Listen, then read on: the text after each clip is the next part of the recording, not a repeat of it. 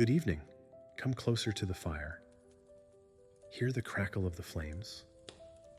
Tonight, I'll tell you a story about John, a man who found a letter that changed his life. John hadn't been back to his parents' old house in 20 years. That rural home with peeling paint and a creaking porch held too many memories. But life brought him back. He had to sell the place. In the attic, among dusty boxes, he found a yellowed envelope. It read, "To John."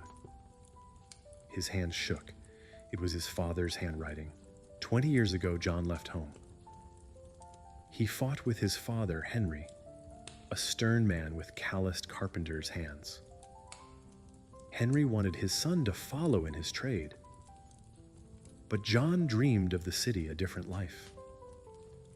"You're making a mistake," Henry shouted. John slammed the door and never looked back. Sitting at an old table, John opened the letter. "I'm proud of you, son," it read. "You chose your path, and I respect that." Tears filled John's eyes. All these years, he thought his father hated him. Now these words he'd longed for came too late. John set out to find his father. He drove through the small town where he grew up.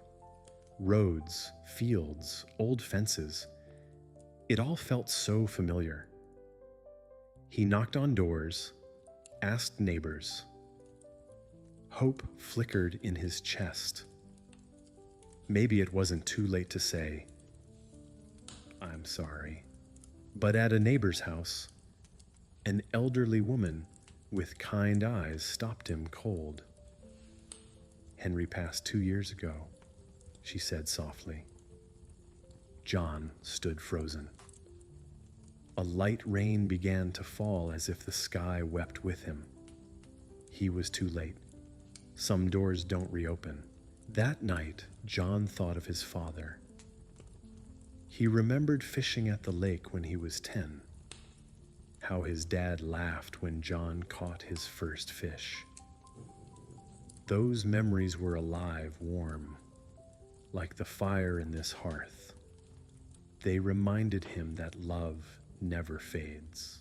John took a sheet of paper and began to write. "To my son," he wrote, "I love you no matter what you choose." He didn't want to repeat his father's mistake. He didn't want his son to live with an empty heart. At dawn, John dropped the letter in the mailbox. Some words can't wait. Who will you tell today? Thank you for listening to this story. Subscribe to the channel. You are always welcome here.